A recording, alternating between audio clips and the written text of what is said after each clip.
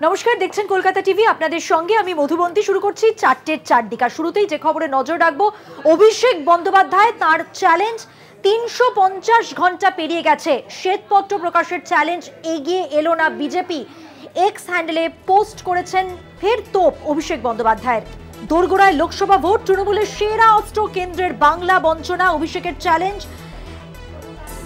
X হ্যান্ডেলে post করলেন অভিষেক। প্রায় ২ সপ্তাহ পেরিয়ে গেছে, ঘড়ির কাঁটা ৩৫০ ঘন্টা ছুঁই ছুঁই, তবুও চ্যালেঞ্জের কোনো জবাব দেয়নি বিজেপি।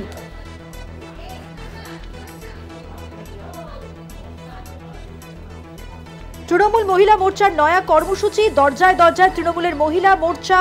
এই কর্মসূচির পাশাপাশি অভিষেক বন্দ্যোপাধ্যায়ের যে পোস্ট, সেই পোস্ট আপনাদের সামনে তুলে ধরছি। এক্স হ্যান্ডেলে পোস্ট করেছেন অভিষেক। প্রায় ২ সপ্তাহ পার, ঘড়ির কাঁটা ৩৫০ ঘন্টা ছুঁই ছুঁই, চ্যালেঞ্জের কোনো জবাব দেয়নি বিজেপি। আজই এই পোস্ট অভিষেক বন্দ্যোপাধ্যায়ের।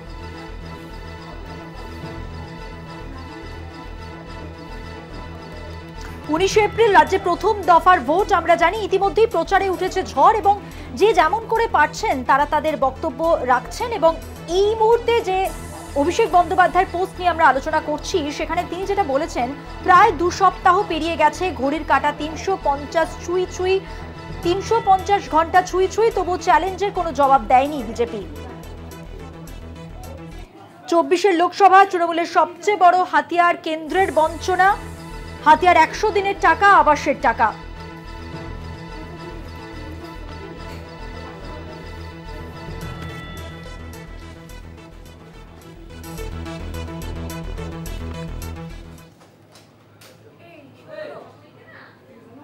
সরাসরি কথা বলবো, আমাদের বিশেষ প্রতিনিধি রয়েছেন আমার সঙ্গে, দেবজ্যোতি ঘোষ। দেবজ্যোতি, আজকে এক্স হ্যান্ডেলে পোস্ট করেছেন, তোপ দেখেছেন বিজেপির বিরুদ্ধে, কেন্দ্রীয় বঞ্চনার বিরুদ্ধে। বারবার অভিষেক বন্দ্যোপাধ্যায় বলেছেন, তৃণমূল বলেছে, এবং এবারে তিনি যেটা বললেন সেখানে তিনি বলছেন যে ৩৫০ ঘন্টা ছুঁই ছুঁই, এখনো পর্যন্ত যে চ্যালেঞ্জ তিনি করেছেন তার জবাব বিজেপি দেয়নি। আর কি বললেন, কি বার্তা দিতে চাইলেন? দেখো, ১৫ দিন আগে উত্তরবঙ্গে সফরে গেছিলেন অভিষেক বন্দ্যোপাধ্যায় নির্বাচনী প্রচারে। সেই সময় তিনি কেন্দ্রের বিরুদ্ধে যে বঞ্চনার অভিযোগ, সেই বঞ্চনার অভিযোগ নিয়ে কেন্দ্রীয় নেতৃত্ব এবং ভারতীয় জনতা পার্টি সহ বিজেপি সরকারকে, অর্থাৎ কেন্দ্রীয় সরকারকে তীব্র তোপ দাগেন যে কেন্দ্রীয় সরকারের পক্ষ থেকে আবাস যোজনা এবং ১০০ দিনের প্রকল্পে কোনো টাকা গত ২ বছরে দেয়া হয়নি। যদি প্রমাণ করতে পারেন তাহলে রাজনীতি থেকে অবসর নেবেন। সেই সময় প্রায় ২ সপ্তাহ অতিক্রান্ত হয়েছে। অভিষেক বন্দ্যোপাধ্যায় এক্স হ্যান্ডেলে পোস্ট করেছেন যে ৩৫০ ঘন্টা অতিক্রান্ত, এখনও পর্যন্ত ভারতীয় জনতা পার্টির পক্ষ থেকে বা কেন্দ্রীয় সরকারের পক্ষ থেকে কেউ শ্বেতপত্র প্রকাশের ব্যাপারে কোনো রকমভাবে মন্তব্য করছেন না। অর্থাৎ তৃণমূল কংগ্রেস যে দাবি করছিল যে কেন্দ্রের বঞ্চনা, গত ২ বছর ধরে বিভিন্ন কেন্দ্রের প্রকল্পের টাকা রাজ্য সরকার পাচ্ছে না, সেই নিয়ে কিন্তু তৃণমূল নেত্রী মমতা বন্দ্যোপাধ্যায়, অভিষেক বন্দ্যোপাধ্যায় দিল্লিতে দরবার করেছেন, এবং দিল্লিতে যে ঘটনা ঘটেছিল তা কিন্তু সকলেরই জানা। এবং তৃণমূল কংগ্রেসের পক্ষ থেকে অভিষেক বন্দ্যোপাধ্যায় ২ সপ্তাহ আগে উত্তরবঙ্গ গেছিলেন, সেখান থেকেই মঞ্চ থেকেই তিনি চ্যালেঞ্জ করেছিলেন যে বিজেপির নেতৃত্ব শ্বেতপত্র প্রকাশ করুক। কেন্দ্রীয় সরকারের পক্ষ থেকে যদি টাকা দেওয়া থাকে তাহলে সেই শ্বেতপত্র তারা সামনে নিয়ে আসুক। তৃণমূল কংগ্রেসের পক্ষ থেকে অভিষেক বন্দ্যোপাধ্যায় যে কোনো জায়গাতে তাদের মুখোমুখি হতে প্রস্তুত, সেই চ্যালেঞ্জ অভিষেক বন্দ্যোপাধ্যায় এর আগে একাধিকবার করেছেন। আজ এক্স হ্যান্ডেলে কেন্দ্রীয় সরকারকে সোজাসুজি চ্যালেঞ্জ করেছেন যে ৩৫০ ঘন্টা হয়ে গেল, এখনও পর্যন্ত তাদের থেকে কোনো শ্বেতপত্র প্রকাশের ব্যাপারে কোনো রকম মন্তব্য করা হয়নি। অর্থাৎ বাংলার মানুষ বুঝতে পারছেন যে কেন্দ্রের পক্ষ থেকে কোনো টাকা রাজ্য সরকারকে দেওয়া হয়নি, কিন্তু মমতা বন্দ্যোপাধ্যায় রাজ্যের তহবিল থেকে ১০০ দিনের টাকা, সমস্ত টাকা বকেয়া মিটিয়ে দিয়েছেন। এবং ১ এপ্রিলের পর থেকে সেই আবাস যোজনার যে টাকা রয়েছে সেই টাকাও কিন্তু কেন্দ্রীয় সরকারের পক্ষ থেকে না দেয়া হলে তৃণমূল কংগ্রেসের পক্ষ থেকে রাজ্যের মুখ্যমন্ত্রী মমতা বন্দ্যোপাধ্যায় রাজ্য সরকারের যে ফান্ড রয়েছে সেই ফান্ড থেকে ১০০ দিনের প্রকল্পের পাশাপাশি আবাস যোজনার ঘরের টাকাও তাদের দিয়ে দেবেন। অর্থাৎ অভিষেক বন্দ্যোপাধ্যায় এটিকে একটি রাজনৈতিক ইস্যু করতে চাইছেন যে কেন্দ্রের বঞ্চনা, তারপরেও রাজ্য সরকার যেভাবে রাস্তাঘাট থেকে শুরু করে ১০০ দিনের প্রকল্প থেকে শুরু করে আবাস যোজনা সহ বিভিন্ন কেন্দ্রের প্রকল্পের টাকা ছাড়াও যেভাবে রাজ্য উন্নয়ন করছেন, তাতে কেন্দ্রীয় সরকার কোনো অর্থ না দিলেও রাজ্য সরকারের উন্নয়ন যে আটকে থাকবে না তা কিন্তু মমতা বন্দ্যোপাধ্যায় একাধিকবার বলেছেন। সেই জায়গা থেকে মমতা বন্দ্যোপাধ্যায়ের পাশাপাশি অভিষেক বন্দ্যোপাধ্যায়ের আজ এক্স হ্যান্ডেলে পোস্ট অত্যন্ত রাজনৈতিকভাবে তাৎপর্যপূর্ণ। একদমই দেবজ্যোতি, তুমি আমাদের সঙ্গে থাকো। এবার আরো একটা প্রসঙ্গে আসবো, তৃণমূলের হাতিয়ার এবারের নির্বাচনে কিন্তু সরকারি প্রকল্পগুলি। বুথে বুথে দুয়ারে তৃণমূল কংগ্রেস, মহিলা তৃণমূলের নয়া কর্মসূচি। এবং এই কর্মসূচিতে একটা বিষয় কিন্তু উল্লেখযোগ্য, যে বিশেষ করে মহিলাদের কথা ভাবা হয়েছে। আমরা বিজেপির ক্ষেত্রেও এবারে যেটা দেখতে পাচ্ছি, যে শক্তি স্বরূপা মহিলাদের যেমন বলা হচ্ছে, প্রার্থীদেরও বিশেষ করে গুরুত্ব দেওয়া হচ্ছে। এবং এই যে কর্মসূচির কথা তৃণমূলের ক্ষেত্রে বললাম, সেখানেও কিন্তু টার্গেট মহিলা ভোট। তৃণমূল মহিলা মোর্চার নয়া কর্মসূচি, দরজায় দরজায় তৃণমূলের মহিলা মোর্চা। প্রতি বাড়ির মহিলাদের জন্য বিশেষ কিটেরও ব্যবস্থা করা হয়েছে। কিটে থাকছে লক্ষ্মীর ভান্ডারের আদলে ছবি বা পোস্টার। মুখ্যমন্ত্রী মহিলাদের জন্য যে যে সামাজিক প্রকল্প করেছেন তা নিয়ে তথ্যও থাকবে। আর থাকবে কি 8টি প্রশ্ন নিয়ে সাধারণ মানুষের মতামত চাওয়া হবে। আরো বিস্তারিত জানবো, সরাসরি কথা বলবো। আপনারা জানেন আমাদের সঙ্গে রয়েছেন সরাসরি আমাদের বিশেষ প্রতিনিধি দেবজ্যোতি ঘোষ। দেবজ্যোতি, এই যে কর্মসূচির কথা ভাবা হয়েছে, এক তো মহিলা ভোট টার্গেট সব ক্ষেত্রে আমরা দেখতে পাচ্ছি, সব দলের ক্ষেত্রেই। তারপরে তৃণমূল বাড়তি করে যে ভাবনা চিন্তা করেছে, এই যে একটা বিশেষ কিটের ব্যবস্থা, নানা তথ্য দেওয়া হচ্ছে, প্রশ্নের কথা বলা হচ্ছে, মতামত চাওয়া হচ্ছে, সব মিলিয়ে কি ভাবনা, কি বার্তা দিতে চাইছে এক্ষেত্রে তৃণমূল? দেখো মধুবন্তী, তৃণমূল কংগ্রেসের পক্ষ থেকে পঞ্চায়েত নির্বাচনের আগে যে জনজোয়ার কর্মসূচি করা হয়েছিল, সেটা মূলত ব্লক কেন্দ্রিক ছিল। ব্লকে তৃণমূল নেতৃত্ব উপস্থিত থাকছিলেন, অভিষেক বন্দ্যোপাধ্যায় উপস্থিত থাকছিলেন, সেখানে সমস্ত সমস্যা তারা শুনছিলেন। কিন্তু এবারে আরও একেবারে বাড়ির অভ্যন্তরে প্রবেশ করছেন, অর্থাৎ দুয়ারে পৌঁছে যাচ্ছে তৃণমূল কংগ্রেসের মহিলা সেল। সেখানে লক্ষ্মীর ভাণ্ডার থেকে শুরু করে মহিলাদের যেসব প্রকল্প তৃণমূল নেত্রী অর্থাৎ রাজ্য সরকার ঘোষণা করেছেন বা সেই প্রকল্পগুলি চলছে, সেই সুবিধা প্রত্যেকটা পরিবার পাচ্ছেন কিনা তাও যেমন তারা দেখভাল করবেন, তেমনি 100 দিনের প্রকল্পের টাকা তারা পাচ্ছেন কিনা, লক্ষ্মীর ভাণ্ডার পাচ্ছেন কিনা, মহিলাদের জন্য অন্য যে প্রকল্পগুলি আছে সেগুলো পাচ্ছে কিনা সেগুলো তারা দেখবেন। পাশাপাশি যদি কোনো প্রকল্প থেকে কোনো সাধারণ মানুষ বঞ্চিত হয়, এই মহিলা কর্মীরা তা সংগ্রহ করবেন এবং ব্লকের মাধ্যমে অর্থাৎ পঞ্চায়েত সমিতির মাধ্যমে সেই সমস্যাগুলি নির্বাচন মিটে যাবার পরে সমাধান করবেন। অর্থাৎ একেবারে সাধারণ মানুষের মাঝখানে প্রবেশ করবেন, একেবারে প্রতিটি পরিবারের দুয়ারে চলে যাবেন। সেখানে 8 থেকে 10টি প্রশ্ন তারা তৃণমূল মহিলা সেলের পক্ষ থেকে সাধারণ মানুষের কাছে, মানুষের দরজায় যে দুয়ারে বসে তাদের সঙ্গে আলোচনা করবেন, সেগুলো সমস্যা সমাধান করবেন। অর্থাৎ মমতা বন্দ্যোপাধ্যায় মহিলাদের প্রতি একেবারে যে মহিলাদের প্রতি কতটা সদয়, তা কিন্তু তৃণমূল কংগ্রেসের যে প্রকল্পগুলি রয়েছে তার থেকেই পরিষ্কার। কিন্তু বেশ কিছু জায়গাতে অভিযোগ উঠছে যে সাধারণ মানুষ সেই সুবিধাগুলি কয়েকটা জায়গায় কিছু অংশের মানুষ পাচ্ছেন না। অর্থাৎ এই মহিলা কর্মীরা তাদের বাড়িতে যাবেন, সেই সমস্যা যাতে সমাধান হয় সেই কথাই বোঝাবার চেষ্টা করবেন। অর্থাৎ মহিলা ভোট ব্যাংক মমতা বন্দ্যোপাধ্যায়কে গত বিধানসভা নির্বাচনে লক্ষ্মীর ভাণ্ডারে যে সুফল দিয়েছিল, পঞ্চায়েত নির্বাচনে মহিলা ভোট ব্যাংক যেভাবে তৃণমূল কংগ্রেসকে সুবিধা দিয়েছিল, সেই সুবিধাকেই হাতিয়ার করতে চাইছে সমস্ত রাজনৈতিক দল। তৃণমূল কংগ্রেসও তাদের যে মহিলা সেল রয়েছে সেই মহিলা সেলকে তারা নামাচ্ছেন এবং গ্রামের প্রতিটি বাড়িতে তারা যাবেন। একেবারে আরও নির্বাচন ধরো প্রায় জুন মাসের শুরু পর্যন্ত চলবে, 1 তারিখ পর্যন্ত।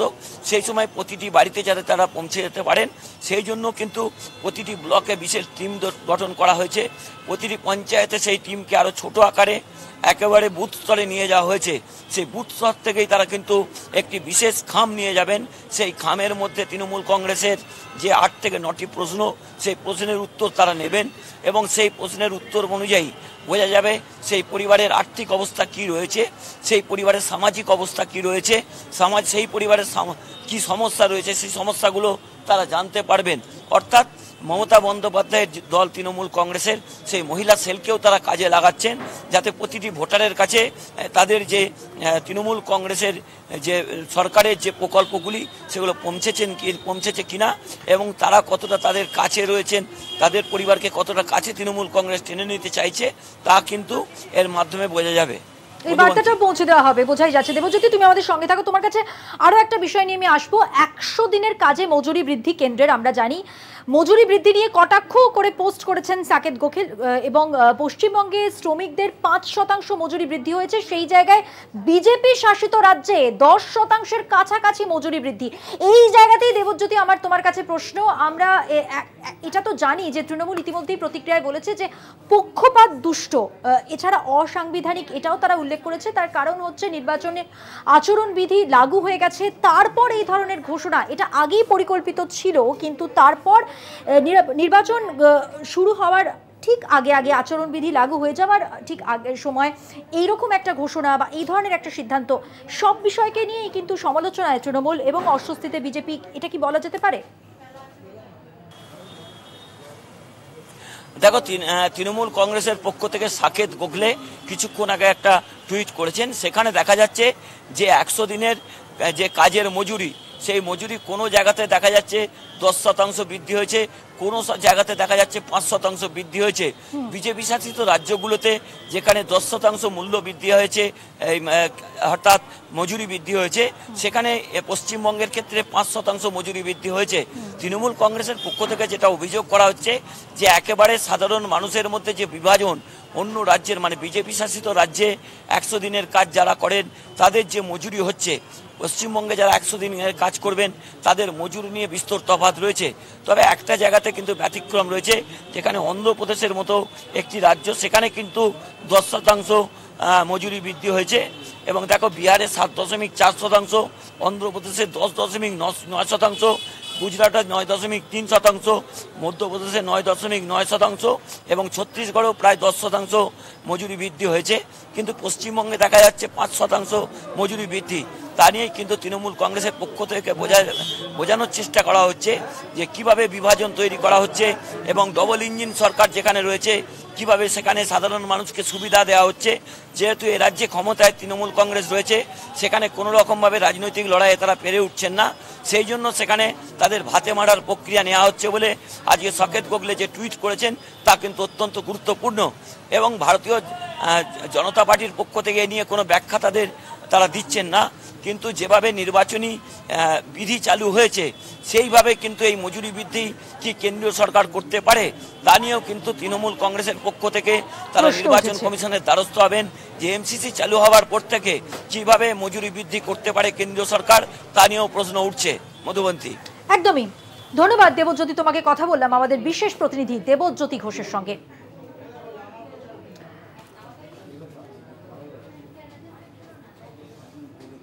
আর এবার প্রসঙ্গ বসিরহাটের বিজেপি প্রার্থী রেখা পাত্র।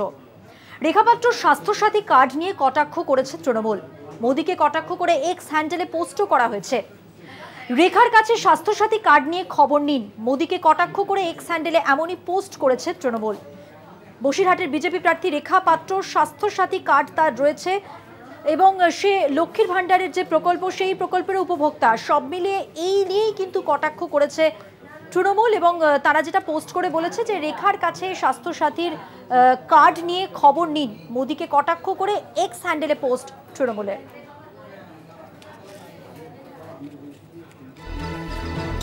বসিরহাটের বিজেপি প্রার্থী রেখা পাত্র, যিনি নিজেও রাজ্য সরকারের লক্ষ্মীর ভাণ্ডার সহ একাধিক প্রকল্পের সুবিধাভোগী, যা নিয়ে এবার প্রচারে তৃণমূল। অর্থাৎ নির্বাচনের আগে যখন এটা স্পষ্ট রেখা পাত্র যার স্বাস্থ্যসাথী কার্ড রয়েছে, লক্ষ্মীর ভাণ্ডার প্রকল্পে সে উপভোক্তা, সেই জায়গা থেকে তাকে প্রশ্ন এবং মোদীকে কটাক্ষ এক্স হ্যান্ডেলে পোস্ট করে তৃণমূল এই বার্তাই দিতে চেয়েছে যে তাকেই জিজ্ঞেস করুন তিনি আদৌ সুবিধা পাচ্ছেন কিনা।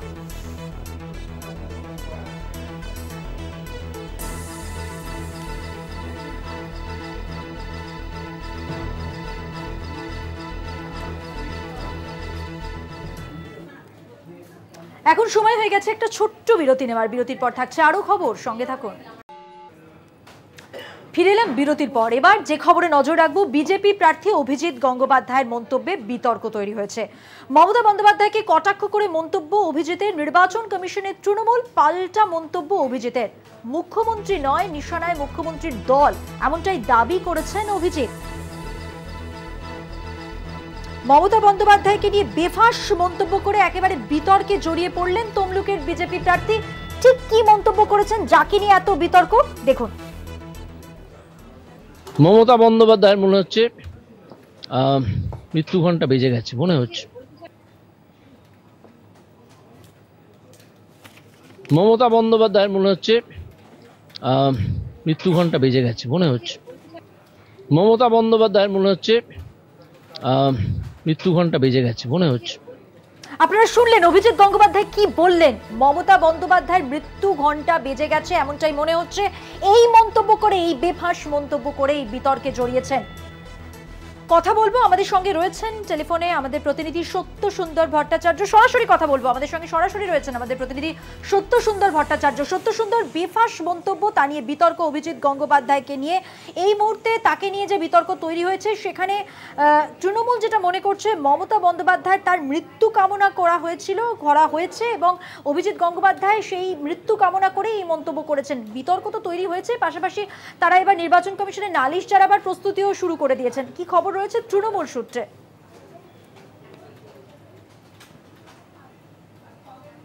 দেখো, যেটা জানা যাচ্ছে যে ইতিমধ্যেই নির্বাচন কমিশনে, জাতীয় নির্বাচন কমিশনে অভিযোগ জানানোর যে প্রক্রিয়া, সেই প্রক্রিয়া শুরু করেছে তৃণমূল কংগ্রেস। তার কারণ তমলুকের বিজেপি প্রার্থী অভিজিৎ গঙ্গোপাধ্যায় মুখ্যমন্ত্রী মমতা বন্দ্যোপাধ্যায় সম্পর্কে যে মন্তব্য করেছেন, সেই মন্তব্য নির্বাচনী আচরণবিধি ভঙ্গ করেছে বলে মনে করছে তৃণমূল কংগ্রেস।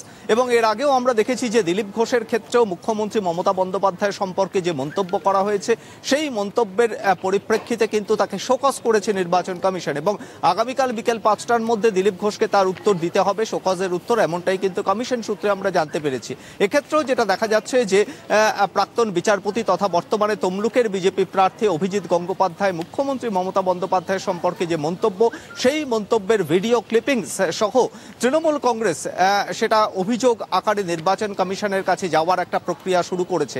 তার কারণ যে ধরনের মন্তব্য করা হয়েছে, তাতে আদর্শ আচরণবিধি এমসিসির যে গাইডলাইন রয়েছে নির্বাচন কমিশনে, তাতে স্পষ্টতই কিন্তু উল্লেখ করা হয়েছে কোনোভাবেই কোনো ব্যক্তি আক্রমণ বা প্রচারের ক্ষেত্রে কোনোভাবেই সম্মানহানিকর এমন কোনো মন্তব্য করা যাবে না। ব্যক্তি আক্রমণের জায়গা থেকে বিরত থাকতে হবে রাজনৈতিক দলগুলিকে, এমনকি তাদের প্রার্থীদেরও। সেই গাইডলাইন কিন্তু ভঙ্গ করা হয়েছে, এমনটাই অভিযোগ করছে তৃণমূল কংগ্রেস। এবং এর আগেও যেটা দিলীপ ঘোষের ক্ষেত্রেও কমিশন তাকে শোকজ করেছিল এবং তৃণমূল কংগ্রেসের তরফেও কিন্তু চিঠি দিয়ে তার প্রতিনিধি দলও মুখ্য নির্বাচনী আধিকারিকের কাছে এসে তারা অভিযোগ জানিয়েছিলেন। এক্ষেত্রেও যেটা দেখা যাচ্ছে যে বারে বারেই ব্যক্তি আক্রমণের ঘটনা ঘটছে এবং সেখানে মুখ্যমন্ত্রী মমতা বন্দ্যোপাধ্যায়কে উদ্দেশ্য করে যে ধরনের মন্তব্য করা হচ্ছে, সেই মন্তব্যকে কিন্তু ভালো চোখে দেখছে না তৃণমূল কংগ্রেস। এবং সেই লক্ষ্যেই ইতিমধ্যেই নির্বাচন কমিশনে যে তাদের যে গাইডলাইন্স রয়েছে, সেই গাইডলাইন উল্লেখ করেই কিন্তু অভিযোগ জানানোর একটা প্রক্রিয়া শুরু হয়েছে।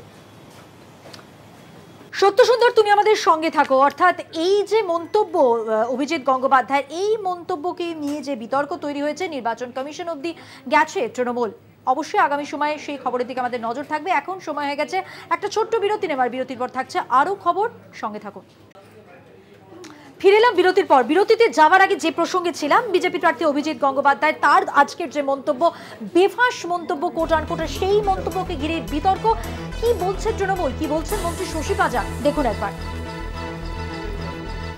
অভিজিৎ গঙ্গোপাধ্যায় আজকে বলছেন যে তিনি মৃত্যু ঘণ্টা বেজে গেছে মমতা বন্দ্যোপাধ্যায়। ভাবুন তো, এই মানুষগুলো নাকি রাজনীতি, এদেরকে আয়না দেখাবে, এদেরকে আয়না দেখাবে বাংলার মানুষ। এবং অভিজিৎ গঙ্গোপাধ্যায়, আপনাকে বলে দিই যে আপনি তো একটা বিচার ব্যবস্থার সঙ্গে যুক্ত ছিলেন, আপনার কথার মধ্যে তো যুক্তি থাকা উচিত। কিন্তু আপনি আজকে কারোর মৃত্যু কামনা করছেন, কোন তল্লানিতে গিয়ে আপনি নেমেছেন, এবং খুব সহজভাবে বোঝা যায় তাই জন্যই আপনি বিজেপির দলে ঢুকেছেন। কারণ এটা বিজেপির চরিত্র, এটা তাদের ডিএনএ। তারা কাউকে ভালো করতেও পারেন না, কারো ভালো কামনাও করতে পারেন না।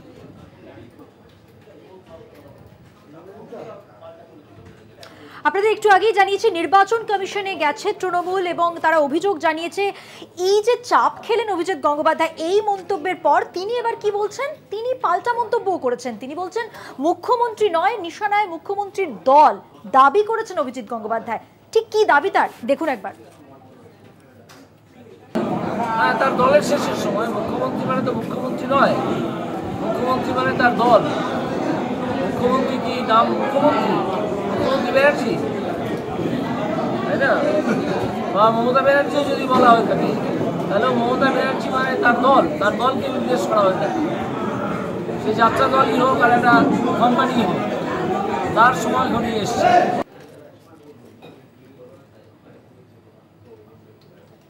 সত্যজিৎ চট্টোপাধ্যায় সরাসরি আমাদের সঙ্গে, সৌম্যজিৎ চট্টোপাধ্যায় সরাসরি রয়েছেন আমাদের সঙ্গে, আমাদের প্রতিনিধি কথা বলবো সৌম্যজিতের সঙ্গে।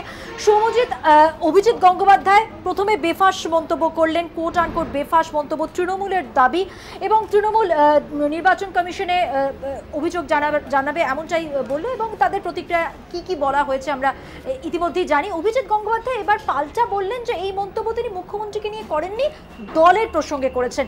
সব মিলিয়ে কি করতে চাইছেন, কি বলতে চাইছেন অভিজিৎ গঙ্গোপাধ্যায়? দেখো, তমলুক লোকসভা কেন্দ্রের প্রার্থী হিসেবে অভিজিৎ গঙ্গোপাধ্যায়ের নাম ইতিমধ্যেই ঘোষণা হয়েছে। নাম ঘোষণার আগে বা পরে তিনি তার বিতর্কিত মন্তব্যের জেরে কিন্তু সংবাদের শিরোনামে রয়েছেন। প্রথমে সাপ নিয়ে মন্তব্য এবং পরে কিন্তু মুখ্যমন্ত্রীর মৃত্যু কামনা নিয়ে যে মন্তব্য ঘিরে বিতর্কের ঝড় উঠছে, সেই নিয়ে কিন্তু তৃণমূলের পক্ষ থেকে ইতিমধ্যেই নির্বাচন কমিশনের দ্বারস্থ হয়েছে তৃণমূলের একটাই দাবি যে প্রাক্তন বিচারপতি তিনি একজন মুখ্যমন্ত্রীর নামে কিভাবে এইরকম মন্তব্য করতে পারেন, এবং তা নিয়ে কিন্তু নির্বাচন কমিশনের দ্বারস্থ হয়েছে তৃণমূল। এবং প্রাক্তন বিচারপতি যেটা জানিয়েছেন যে তিনি মুখ্যমন্ত্রীকে উদ্দেশ্য করে ওইরূপ মন্তব্য করেননি, তার মন্তব্যের যে তীর চিহ্ন সেই তীর ছিল কিন্তু তার দল তৃণমূল কংগ্রেসের দিকে। তিনি যেটা বলতে চেয়েছেন যে মুখ্যমন্ত্রী নয়, তৃণমূল কংগ্রেসের দিন শেষ হয়ে এসছে এবং তিনি আজকে ময়নায় ভোট প্রচারে ছিলেন এবং তিনি কিন্তু ময়নায় এই কথাটাই স্পষ্টভাবে বললেন যে তার অভিযোগের তীর কিন্তু মুখ্যমন্ত্রীর দিকে নয়, তার দল তৃণমূলের দিকে। এই জায়গা থেকে সৌম্যজিৎ, তাহলে বিজেপি সূত্রে কি জানা যাচ্ছে, কতটা অস্বস্তিতে বিজেপি এটাকে কিভাবে নিচ্ছে? দেখো, বিজেপির তরফ থেকে যেটা দাবি করা হচ্ছে যে নির্বাচন ইতিমধ্যেই তৃণমূল নির্বাচন কমিশনের দ্বারস্থ হয়েছে এবং বিজেপির তরফ থেকে যেটা দাবি করা হচ্ছে যে নির্বাচন কমিশন যদি তাদের কাছে জানতে চায় ঠিক কি ঘটনাটা হয়েছিল, তারা কিন্তু নির্বাচন কমিশনকে সরাসরি উত্তর দেবে। তারা কিন্তু এই সংবাদ মাধ্যমের সামনে কোনো প্রতিক্রিয়া দিতে চায়নি। তাদের যেটা দাবি যে তারা সরাসরি নির্বাচন কমিশনকে এই সব কিছু জানাবে। মধুবন্তী, ধন্যবাদ সৌম্যজিৎ। কথা বললাম আমাদের প্রতিনিধি সৌম্যজিৎ চট্টোপাধ্যায়ের সঙ্গে।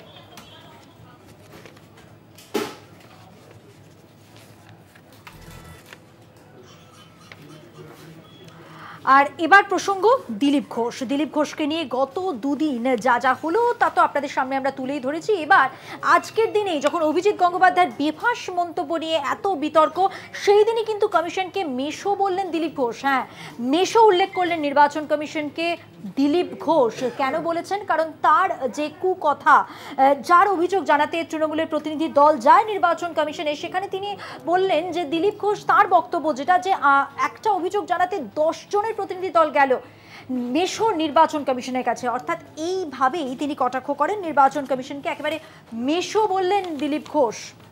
একই দিনে যেদিন অভিজিৎ গঙ্গোপাধ্যায়ের বেফাঁস মন্তব্য নিয়ে এত বিতর্ক হলো, তৃণমূল যে নির্বাচন কমিশনে এই অভিযোগ জানাবার কথা প্রস্তুতি সেরে ফেলেছে, তারা এই অভিজিৎ গঙ্গোপাধ্যায়ের মন্তব্য নিয়ে তার আগেই নির্বাচন কমিশনে গেছে দিলীপ ঘোষের মুখ্যমন্ত্রীর উদ্দেশ্যে কুকথা নিয়ে। সেইখানেই দিলীপ ঘোষের বক্তব্য যে কুকথার জন্য জোড়া শোকজ। তারপরে বেফাঁস মন্তব্য নিয়ে এবার যে প্রতিনিধি দল গিয়েছিল তৃণমূলের নির্বাচন কমিশনের কাছে, সেখানে 10 জন ছিলেন। এই জায়গাতেই নির্বাচন কমিশনকে মেশো বলা ঠিক কি কারণ দিলীপ ঘোষের, শুনবো। এটা রুটিন প্রোগ্রাম, যথারীতি আমার লয়াররা দেখছেন, চিঠি রেডি, আমরা পাঠিয়ে দেবো। আইনের কথা আইনভাবে হবে। কিন্তু আমার অবাক লাগলো, একটা চিঠি দিতে 10 জন গেছে টিএমসির। ভাই কি এমন হয়ে গেছে? সকালে উঠে মেসোর বাড়ি দৌড়েছ তোমরা, যখন রাস্তাঘাটে দাঁড়িয়ে প্রধানমন্ত্রী, রাষ্ট্রপতি, স্বরাষ্ট্রমন্ত্রী, আমাদের মাননীয় সভাপতি নাড্ডাজি কার নামে কি না বলেছ। আমরা তো মেসোমশাইয়ের কাছে যাই না যে মেসোমশাই কান মুলে দিন। আজকে পারছো না রাস্তায় রাজনীতি করতে, তাই ইলেকশন কমিশনের কাছে যেতে হচ্ছে। যাও, ঠিক আছে, আমরাও আইন মেনে কাজ করি। আমার পার্টি আমাকে বলেছে যে রাজনীতি হোক সাইলেন্টতার মধ্যে, আমরাও এটা মনে করি না। পার্টি আমাকে জানিয়েছে, আমিও পার্টিকে আমার বক্তব্য জানাবো। তো যারা রাজনীতির ময়দান ছেড়ে দিয়ে আজকে ছুটে যাচ্ছেন, যারা কোনোদিন রাজ্যপালের কাছে যেত, রাজ্যপালকে গালাগালি দিত, তারা রাজ্যপালের কাছে চা খেতে যাচ্ছে, ইলেকশন কমিশনের কাছে যাচ্ছে। কেন ময়দানে লড়তে পারছো না? দিলীপ ঘোষের বক্তব্য থেকে স্পষ্ট যে কি এমন হয়ে গেল যে সকালে উঠে মেশোর বাড়ি দৌড়চ্ছে এরা। এবার তৃণমূলের প্রতিক্রিয়া জানবো। তৃণমূলের মুখপাত্র শান্তনু সেন তিনি কি বলেছেন এই বক্তব্যের প্রেক্ষিতে, দেখুন একবার। দিলীপ ঘোষ স্বভাবসিদ্ধ ভঙ্গিতে আরও একবার বাংলায় তথা ভারতবর্ষের একমাত্র মহিলা মুখ্যমন্ত্রী মমতা ব্যানার্জির বিরুদ্ধে অশ্রাব্য কথা বলায় model code of conduct violation হল। তৃণমূল কংগ্রেস তার বিরুদ্ধে প্রতিবাদ জানালো। সে বিষয়ে বক্তব্য রাখতে গিয়ে দিলীপ ঘোষ নির্বাচন কমিশনকে আক্রমণ করে মেসমশাই বলে ব্যঙ্গ করে আরও একবার model code of conduct violate করলেন। আমি মনে করি নির্বাচন কমিশনের দৃষ্টি আকর্ষণ করতে চাইছি এবং পরপর দুবার এইভাবে model code of conduct violate করার জন্যে দিলীপ ঘোষকে শুধু শোকজ নয়, নির্বাচন কমিশনের এমন পদক্ষেপ নেওয়া উচিত যাতে দিলীপ ঘোষ এই নির্বাচনে প্রার্থী হতে না পারে।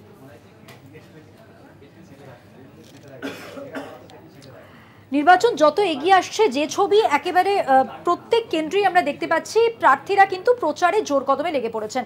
এবং সিপিএম প্রার্থী সায়রা হালিম তিনি আজকে যখন প্রচারে বেরোন তিনি কিন্তু বাধার সম্মুখীন হন। ঠিক কি হয়েছিল আপনাদের একটু বলি। সিপিএম প্রার্থী সায়রা শাহ হালিমকে ভবানীপুর বিধানসভা এলাকায় প্রচারে বাধা দেওয়া হয়। দক্ষিণ কলকাতা লোকসভা কেন্দ্রের সিপিএম প্রার্থী সায়রা শাহ হালিম কালীঘাট থানার অ্যাডিশনাল ওসির বিরুদ্ধে নির্বাচন কমিশনে অভিযোগও করা হয়েছে সিপিএম এর পক্ষ থেকে। হরিশ মুখার্জি রোডে প্রচারে বাধা পান তিনি, কর্মী সমর্থকদেরও বাধা দেওয়া হয়। যেটা অভিযোগ যে নির্বাচন কমিশনের সুবিধা অ্যাপে নির্দিষ্ট রাস্তা এবং এলাকার উল্লেখ করে প্রচারের আবেদন জানানো হয়েছিল, সেই আবেদন মঞ্জুর হওয়ার পরও পুলিশের বাধা। এবং আপনাদের জানিয়ে রাখি, পুলিশ যুক্তি দিয়েছে 144 ধারা। সব মিলিয়ে যেটা দেখা যাচ্ছে, এই প্রচারে কিন্তু সায়রাকে বাধা পেতে হলো এবং সিপিএম ইতিমধ্যেই অভিযোগ জানিয়েছে নির্বাচন কমিশনে।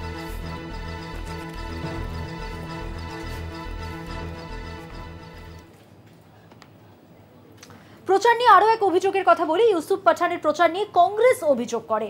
অভিযোগের ভিত্তিতে জেলা শাসকের কাছে রিপোর্ট তলব কমিশনের। ইউসুফ পাঠানের প্রচার নিয়ে কংগ্রেস অভিযোগ করে।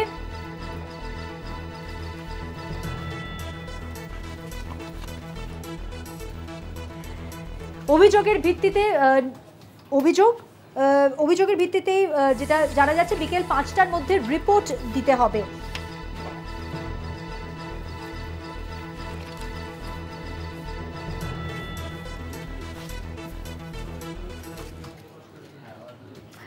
প্রচারের জন্য হাজিরা এড়ালেন মহুয়া মৈত্র।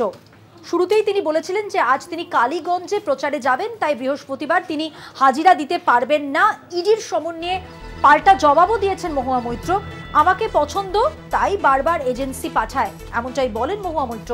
আর সকালেই যে খবর আপনাদের দিয়েছিলাম, আজ তিনি হাজিরা এড়াচ্ছেন বলা যেতে পারে। নদিয়ার কালীগঞ্জে যে প্রচার কর্মসূচি তার রয়েছে সেই কথাই উল্লেখ করে তিনি বলেন কেন তিনি যেতে পারছেন না। আর তারপর তিনি কথাও বলেন যে আমাকে পছন্দ তাই বারবার এজেন্সি পাঠায়। লোকসভা ভোটের প্রচার থাকা ইডির ডাকে সাড়া দিলেন না কৃষ্ণনগরের তৃণমূল প্রার্থী মহুয়া মৈত্র।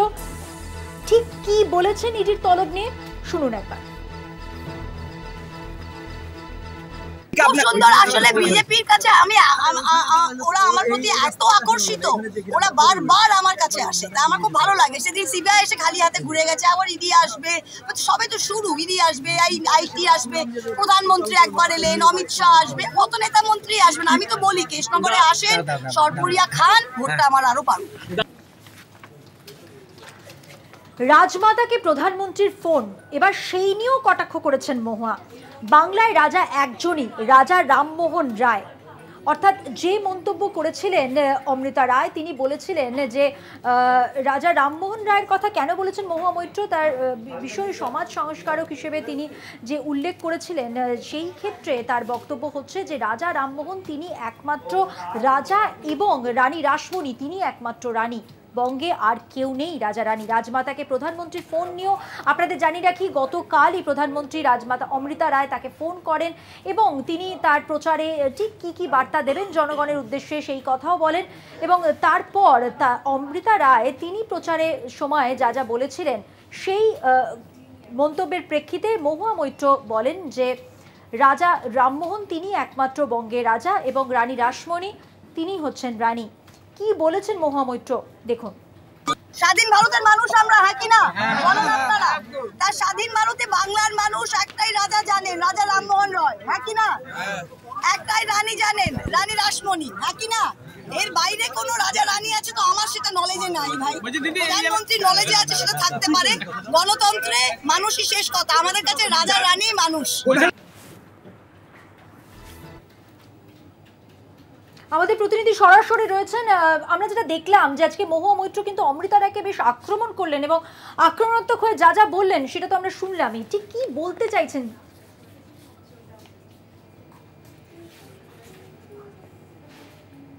মধুমতি যেটা বলতে চাইছেন যে মহুয়া মৈত্র যে রাজ্যে অর্থাৎ ভারতবর্ষের রাজা, এই পশ্চিমবঙ্গের রাজা একজনই ছিলেন, রাজা রামমোহন রায়। কারণ আমরা সবাই জানি রাজা রামমোহন রায় যে এই রাজ্যে যে সংস্কারের কাজ করেছিলেন, তিনি যে কাজ করেছিলেন সেই কাজ কিন্তু অন্য রাজারা করেনি। রাজা কিন্তু অনেকেই ছিল, রানীও অনেকে ছিলেন, কিন্তু যে রানী রাসমণি তিনি যিনি সমাজসেবা করেছিলেন সেই কাজ কিন্তু অন্য রানীরা করেনি। কিন্তু গতকাল যে টেলিফোনের বার্তা আমরা শুনতে পেলাম প্রধানমন্ত্রীকে, যে মহুয়া মৈত্রের বিপরীত যে প্রার্থী রয়েছে বিজেপির অমৃতা রায়, তিনি বললেন যে এই রাজ্যে যে রাজা ছিলেন, রাজা কৃষ্ণচন্দ্র রায়, তিনি কিন্তু সমাজ সংস্কার করেছিলেন। অর্থাৎ তিনি বলতে চাইছেন তাদের বাড়ির পরিবারের লোকই এই সংস্কার করেছিলেন এই রাজ্যে, কিন্তু আদতে তো তা নয়। সেই কথাটাই কিন্তু মহুয়া মৈত্র আজকে যখন তিনি এসেছিলেন কালীগঞ্জে থানাতে, এই চর বলে একটি জায়গা আছে, চর, সেই জায়গাতে তিনি প্রচার চালাচ্ছিলেন, ঠিক কাটোয়ার শহরের লাগোয়া এই জায়গাটি, অথচ এটা নদিয়া লোকসভার মধ্যে পড়ছে। সেইখান থেকে তিনি প্রচারে গিয়ে তিনি বলেন অমৃতা রায় তারকে ফোন করা প্রধানমন্ত্রী এবং প্রধানমন্ত্রীর বার্তাকে কটাক্ষ করেছেন মহুয়া মৈত্র। পাশাপাশি তিনি বলেছেন যে খুব খারাপ হোমওয়ার্ক। সব মিলিয়ে তার বার্তা যেটা, যে নিজেকে অনেকটা এগিয়ে রাখার জন্যই কি এই এতগুলো মন্তব্য? যথেষ্ট আত্মবিশ্বাসী মনে হচ্ছে।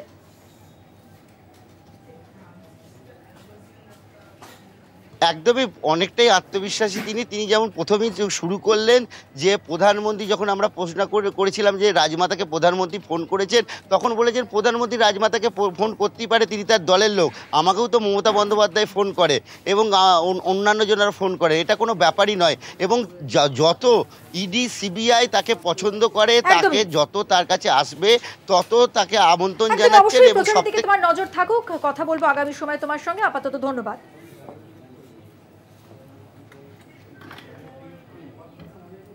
এখন সময় বিরতির পর থাকছে আরো খবর, সঙ্গে থাকুন। ফিরে এলাম বিরতির পর আরো একটি গুরুত্বপূর্ণ খবর নিয়ে। দিল্লি আদালতের স্বস্তি কেজরিওয়ালের। মুখ্যমন্ত্রী পদ থেকে কেজরিওয়ালকে অপসারণ মামলা খারিজ দিল্লি হাইকোর্টের। আরো বিস্তারিত জানবো, আমার সঙ্গে নিউজ রুম থেকে রয়েছেন আমাদের প্রতিনিধি জয়ন্ত চৌধুরী। জয়ন্তদা, আদালতের হস্তক্ষেপের কোনো সুযোগই নেই, এমনটাই তো সিদ্ধান্ত। তাহলে মুখ্যমন্ত্রী পদেই বহাল রইলেন কেজরিওয়াল, তাই তো জয়ন্তদা? হ্যাঁ, আসলে এই বিতর্কটা চলছিল যেহেতু এই ঘটনার আগে, অর্থাৎ গ্রেপ্তারের বহু আগে থাকতেই আপ সিদ্ধান্ত নিয়েছিল যে যদি তাকে গ্রেপ্তারও করা হয়, যদি মুখ্যমন্ত্রীকে গ্রেপ্তারও করা হয়, তাহলে তারা জেলখানা থেকেই তিনি তার মন্ত্রিসভা চালাবেন। এমনকি এই কথাও বলা হয়েছিল যে ক্যাবিনেট মিটিং তারা জেলখানায় করবে। এইটা নিয়ে একটা বিতর্ক ছিল, আইনি বিতর্ক, একটা জটিলতা যে করা যায় কি যায় না। কারণ অতীতে কোনো দিন, এটা প্রথম ঘটনা স্বাধীন ভারতে, যে কোনো মুখ্যমন্ত্রী তার পদে থাকাকালীন তিনি জেলে গেছেন এবং সেখানে জেলে গেছেন এবং পদত্যাগ করেননি। কারণ কদিন আগে হেমন্ত সোরেন তিনি কিন্তু পদত্যাগ করে গিয়েছিলেন, বা তার আগে লালু প্রসাদ যাদবের ঘটনা আছে, জয়ললিতার ঘটনা আছে, এরা সকলেই কিন্তু জেলে গিয়েছিলেন, তারা তখন মুখ্যমন্ত্রীর পদ থেকে সরে গেছিলেন। তো এই আইনি জটিলতা নিয়েই একটা পিআইএল হয়েছিল। এই পিআইএলের জবাবে আজকে দিল্লি হাইকোর্ট জানিয়ে দিয়েছে যে কোনো আইনি বাধা নেই, প্রতিবন্ধকতা নেই, তিনি মুখ্যমন্ত্রিত্ব চালাতে পারবেন, এই ক্ষেত্রে কোথাও কোনো অসুবিধা নেই। তবে কিছু ক্ষেত্রে, এই চালানোর ক্ষেত্রে, কিছু কাজের ক্ষেত্রে কিছু জটিলতার সৃষ্টি হতে পারে, সেই বিষয়টাও কোর্ট উল্লেখ করেছে। তবে এখানে একটা রাজনৈতিক বিষয় রয়েছে যে আসলে উদ্দেশ্যটা যে কোনো হোক, অরবিন্দ কেজরিওয়ালকে নির্বাচনের যাতে, যে আপের সুপ্রিমো, তাকে নির্বাচনে যাতে কাজ না করতে পারেন, প্রচার না করতে পারেন, তার সরকারটা যাতে পড়ে যায়, রাষ্ট্রপতি শাসন যাতে জারি করা যায়, এরকম একটা চক্রান্ত ছিল। সেই চক্রান্ত সাময়িকভাবে হলেও ধাক্কা খেলো। এখন দেখার যে লেফটেন্যান্ট গভর্নর ভিকি সাক্সেনা, তিনি শেষ পর্যন্ত কী পদক্ষেপ নেন। কারণ তার উদ্দেশ্যটা এখনও পর্যন্ত যে এই শাসনভারটা, অর্থাৎ ওর মুখ্যমন্ত্রিত্বটা খারিজ করে দেওয়াটাই পক্ষেই তিনি একটা চেষ্টা করবেন বলে মনে করা হচ্ছে। যদিদা, আমাদের সঙ্গে থাকো। আমরা আরও একটা প্রসঙ্গে আসছি। কংগ্রেসের ব্যাংক অ্যাকাউন্ট ফ্রিজ করা এবার ক্ষোভ প্রকাশ করলো বাইডেন প্রশাসন। সম্প্রতি আয়কর দপ্তর কংগ্রেসের একাধিক ব্যাংক অ্যাকাউন্ট ব্যবহার স্থগিত করে দেওয়ার একটা বিতর্ক তৈরি হয়েছিল এবং মার্কিনী প্রতিক্রিয়ার জেরে সেই বিতর্ক আন্তর্জাতিক মাত্রা পেয়েছে। আর ইতিমধ্যেই অরবিন্দ কেজরিওয়াল গ্রেপ্তারি নিয়ে আমেরিকা ও জার্মানি বিরূপ মন্তব্য করার পর ফের কংগ্রেসের বিষয় সরব হওয়ায় অস্বস্তি বাড়লেও মোদী প্রশাসন ও বিজেপির। আয়কর জমা নিয়ে প্রশ্ন তুলে লোকসভা ভোটের মুখে কংগ্রেসের একাধিক ব্যাংক অ্যাকাউন্ট ফ্রিজ করে দেওয়া হয়েছে। আয়কর দফতরের ওই আচরণে সরাসরি প্রধানমন্ত্রী নরেন্দ্র মোদীকেই কাঠগড়ায় তুলেছে কংগ্রেস সহ বিরোধীরা। এবার সেই বিতর্ক বিশ্বের দরবারে পৌঁছে গেল মার্কিন বিদেশ দফতরের সৌজন্যে। বাইডেন প্রশাসনের বিদেশ দফতরের মুখপাত্র ম্যাথিউ মিলার এক প্রশ্নের জবাবে বলেন, দলীয় তহবিল ব্যবহার করতে না পারলে কংগ্রেসের নির্বাচনী প্রচার চালাতে অসুবিধা হবে।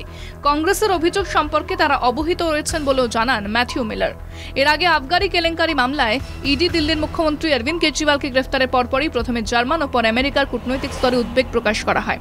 কেজরিওয়ালের ক্ষেত্রে ভারতের বিচার ব্যবস্থার স্বচ্ছতা ও স্বাধীনতা বজায় রাখার আর্জি জানানো হয়। ওই মন্তব্যের প্রতিক্রিয়ায় বুধবার ভারতে অবস্থিত মার্কিন দূতাবাসের কার্যকরী সহকারী গ্লোরিয়া বাপুরবেনকে তলব করে বিদেশ মন্ত্রক। ভারতের অভ্যন্তরীণ বিষয়ে হস্তক্ষেপ না করে দেশের সার্বভৌমত্বের মর্যাদা রক্ষার আবেদন জানানো হয়েছে কেন্দ্রের তরফে। কেজরিওয়ালের পর এবার কংগ্রেসের তহবিল নিয়ে বস্তুত বিরোধীদের সুরেই মার্কিন প্রশাসনের উদ্বেগ প্রকাশ। আসন্ন লোকসভা ভোটের আবহে বেশ চাপে পড়ে গিয়েছে পদ্ম শিবির। কলকাতা টিভি।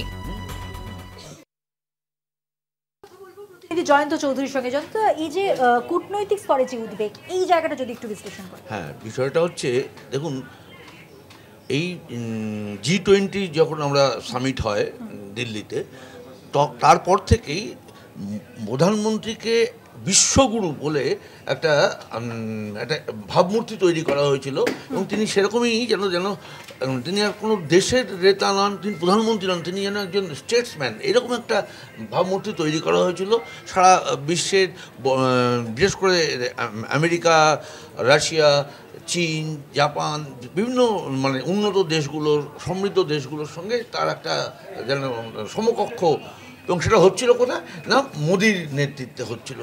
এই ভাবধারা যে তৈরি হচ্ছিল সেইখানে কিন্তু ধাক্কা খেলে পড়বে দুটো ঘটনা। এর আগের দিন আমরা দেখেছি যে কেজরিওয়ালকে যে গ্রেপ্তার করা হয়েছে, বলা হয়েছে আমেরিকান এবং জার্মান প্রশাসনের পক্ষ থেকে জানানো হয়েছে যে তাদের একটা ক্ষোভ প্রকাশ করেছে। তারা তাদের কূটনৈতিক ভাষায় তারা বলেছে যে আশা করব যে যাতে স্বাধীনভাবে, স্বচ্ছভাবে বিচার ব্যবস্থা এখানে চালনা করা হয়। এটা একটা, এই আশা করা কথাটা বলাটার ভেতরেই কিন্তু একটা জটিলতা, একটা তির্যক, একটা ব্যঙ্গ রয়ে গেছে। ঠিক সেভাবেই এবার কংগ্রেসের যে অ্যাকাউন্ট ফ্রিজ করা হয়েছে সেই বিষয়ে বলেছে। যদিও এটা ঘটনা খুব প্রত্যাশিত ছিল যে ভারত সরকারের পক্ষ থেকে, বিদেশ মন্ত্রকের পক্ষ থেকে একটা কড়া প্রতিক্রিয়া দেওয়া হয়েছে। তাতে বলা হয়েছে যে ভারতের অভ্যন্তরীণ বিষয়ে কেউ মন্তব্য করুক, এটা তারা চায় না, অনভিপ্রেত। তবে এটা একটা রাজনৈতিক দিক থেকে যথেষ্ট চাপের বিজেপির পক্ষে। একদমই। আপাতত ধন্যবাদ জয়ন্তদা। কথা বললাম আমাদের প্রতিনিধি জয়ন্ত চৌধুরীর সঙ্গে। চোখ রাখবো পরের খবরে, গার্ডেন ব্রিজের খবরে। সেখানে বাড়ি ভাঙা বন্ধ, বাড়ি ভাঙার ক্ষেত্রে বাধা দিল স্থানীয় বাসিন্দারা। গার্ডেন ব্রিজের ঘটনা কিছুদিন আগেই আপনাদের সামনে তুলে ধরেছি, যে ঘটনায় কিন্তু 11 জনের মৃত্যু হয়েছে এবং আজ যে খবর পাওয়া যাচ্ছে গার্ডেন ব্রিজ এলাকায় বাড়ি ভাঙা বন্ধের বাধা। গার্ডেন ব্রিজে বন্ধ, বাড়ি ভাঙার কাজ। কথা বলবো, আমাদের সঙ্গে টেলিফোন লাইনে রয়েছেন আমাদের প্রতিনিধি শুভ্রজিৎ চক্রবর্তী। শুভ্রজিৎ, কি খবর রয়েছে? দেখো, একেবারে গার্ডেন ব্রিজে যে বহুতল নির্মীয়মান বিল্ডিং ভেঙে পড়ে তাতে কিন্তু মৃত্যু হয় 12 জনের এবং বহু মানুষ কিন্তু তারা আহত হন। এবং তারপরে কিন্তু কলকাতা কর্পোরেশনের তরফ থেকে আজ একটি বিল্ডিং সেটি কিন্তু ভাঙতে আসা হয়।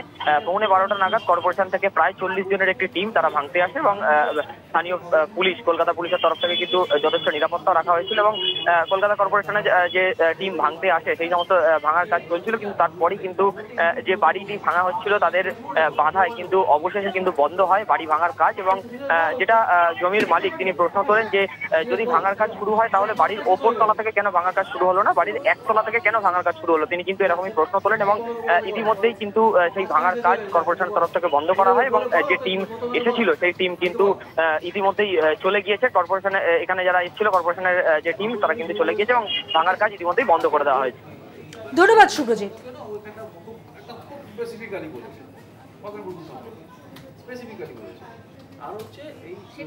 চারটে চারদিক আজকের মতো এ পর্যন্তই। দেখছেন কলকাতা টিভি, রাত দিন 7 দিন।